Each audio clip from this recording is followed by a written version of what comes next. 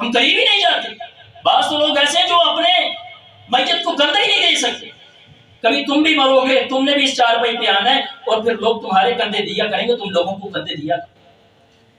حضرت ابوبکر صدیق رضی اللہ تعالیٰ نبی اکرم صلی اللہ علیہ وسلم کی وفات کے بعد اما عائشہ کے حجرہ میں داخل ہوئے, اور لوگوں کمال کے جملے بولے, رلا کے رکھ دی اس نے پوری انسانیت کو کہ لوگوں آج ہم اللہ کے رسول صلی اللہ علیہ وسلم کی صحابی کے بارے میں تمہارا بازی کرتے ہیں. بِأَبِي أَنْتَ وَأُمِّي وَاللَّهِ لَا يَجْمَعُ وَاللَّهِ لَا يَجْمَعُ اللَّهُ عَلَيْكَ مَوْتَتَيْنِ أَمَّا الْمَوْتَ الَّتِي كَتَبَتْ فَقَدْ زُكَّتَهَا. رحمت کائنات میرے ماں باپ پر فدا ہو, میرے ماں باپ پر قربان ہو. اللہ کی قسم کبھی بھی آپ پر دو موتیں جمع نہ ہوں گی. آپ کو ایک ہی موت تھی, وہ آ گئی ہے. اب اللہ آپ کو دوسری موت کا ذائقہ نہیں چکھائے گا. آپ ہمیشہ کے لیے رب کی جنتوں میں چلے گئے. آپ ہمیشہ کے لیے اللہ کے سامنے کھڑے ہو گئے.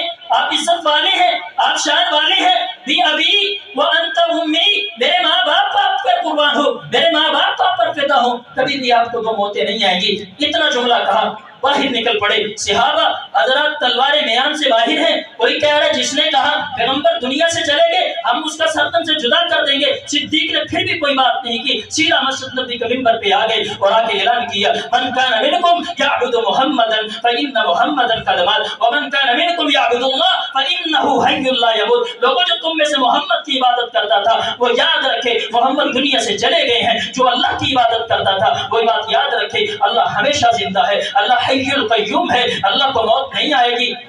صحابہ کرام رضوان اللہ علیہم اجمعین کے سامنے صدیق نے یہ آیت پڑھی, وما محمد الا رسول قد خلت من قبلہ الرسل افإن مات او قتل انقلبتم علی اعقابکم. پہلے بھی رسول آیا کرتے سن, جب رسول چلے جاتے سن تو لوگ اپنا دین نہیں چھڑ دیتے سن, لہذا تم نے اپنے دین پہ قائم رہنا.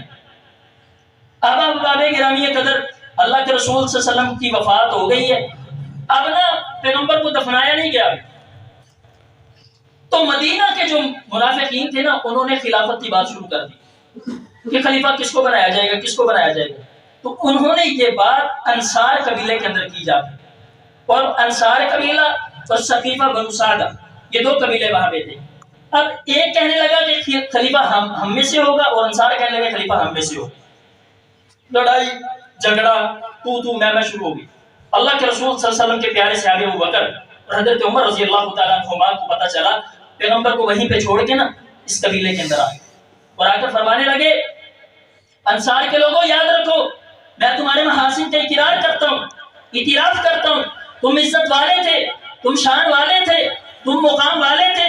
ہم آپ کی قربانیوں پہ داد دیتے ہیں, سلام پیش کرتے ہیں. مہاجروں کے لیے آپ نے سب سے بہترین قربانی عطا کی. اور احباب گرامی قدر انصار قبیلے کے لوگ یہ کیسے لوگ تھے؟ نبی اکرم صلی اللہ علیہ وسلم نے نا ایک دن انصار سے کہا تم کچھ مانگنا چاہتے ہو محمد سے؟ تو کہنے لگے اللہ کے رسول ہمیں تھوڑا سا نا مشورہ کرنے کی اجازت دیجیے. تو نا یہ سارے نا مسجد نبی کے کونے میں بیٹھ گئے, اور کونے میں بیٹھ کے نا مشاورت کرنے لگے یار آپ انج کرنے ہیں کہ نبی اکرم صلی اللہ علیہ وسلم دے نال محبتاں بھی آپ بڑیاں کیتیاں, بڑا پیار کیتا اللہ کے رسول صلی اللہ علیہ وسلم نال, سب کچھ ہم نے چھوڑ دیا, اپنی زمینوں کو چھوڑ دیا, اپنی جائیدادوں کو چھوڑ دیا. اب اس طرح کرتے ہیں وہ جو بنجر زمینیں ہماری ہیں نا ہم ان کو آباد کر لیتے ہیں. چلو اللہ کے رسول صلی اللہ علیہ وسلم کے پاس جاتے ہیں اور جا کے انہیں کہتے ہیں آپ اللہ سے دعا کر کے نا ایک ہمیں نہر کا انتظام کروا دیں تاکہ اللہ تعالیٰ ہماری زمینوں کو سیراب کر دے. یہ سارے صحابہ نا اب مشورہ کر رہے ہیں. بیچ میں سے ایک صحابی بولا, فرمانے لگے یار آپ دنیا دی نہر نہ اللہ کے رسول کو منگی, آپ انج کرنے